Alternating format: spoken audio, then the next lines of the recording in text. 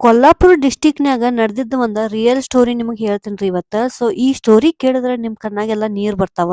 ನಮಸ್ಕಾರ ರೀ ಎಲ್ಲರಿಗೂ, ಹೆಂಗದಿರಿ ಎಲ್ಲಾರು? ಸೊ ಕೊಲ್ಲಾಪುರ ಡಿಸ್ಟಿಕ್ನ್ಯಾಗ ಶಿರೋ ತಾಲೂಕ ನಂದಿನಿ ಅನ್ನೋ ಊರಾಗ ಒಂದು ಜೈನ್ ಟೆಂಪಲ್ ಐತ್ರಿ. ಸೊ ಆ ಜೈನ್ ಟೆಂಪಲ್ನಾಗ ಕಳೆದ 35 ವರ್ಷದಿಂದ ಈ ಆನಿ ಇತ್ತು. ಈ ಆನಿ ಹೆಸರ ಮಾಧುರಿ, ಆಮೇಲೆ ಮಹಾದೇವಿನೂ ಅಂತಾರ್ರಿ. ಮಠದವ್ರು 35 ವರ್ಷದಿಂದ ಈ ಆನಿನ ಭಾಳ ಚಲೋ ನೋಡ್ಕೊಳತ್ತಿದ್ರಿ. ಒಂದಿನ ಹೈಕೋರ್ಟ್ದವ್ರ ನೋಟಿಸ್ ಕಳಿಸಿದ್ರು. ಸೊ ಈ ಆನಿನ ಮಠದವರು ಗುಜರಾತ್ನ ಒಂತರ ಅನ್ನೋ ಝೂಕ ಕಳಿಸ್ಬೇಕಂತ.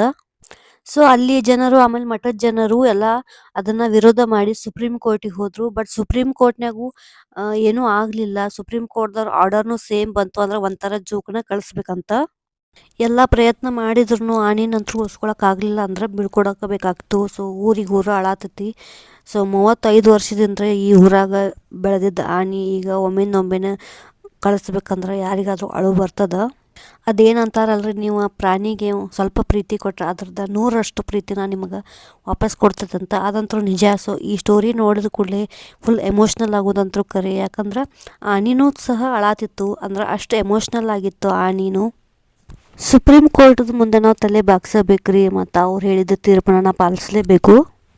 ಇಡೀ ಊರ ಜನರ ಹೇಳತ್ತಾರಿ, ನಮ್ಮ ಊರಿನ ದೇವತೆ, ನಮ್ಮ ಊರಿನ ತಾಯಿನ ನಾವು ಕಳಿಸ್ಕೊಡಕ್ಕೆ ಆಗ್ತಾ ಇಲ್ಲ, ಅದನ್ನ ನೋಡಕ್ಕೆ ಆಗ್ತಾ ಇಲ್ಲ ಅಂತ ಹೇಳತ್ತಾರ್ರಿ.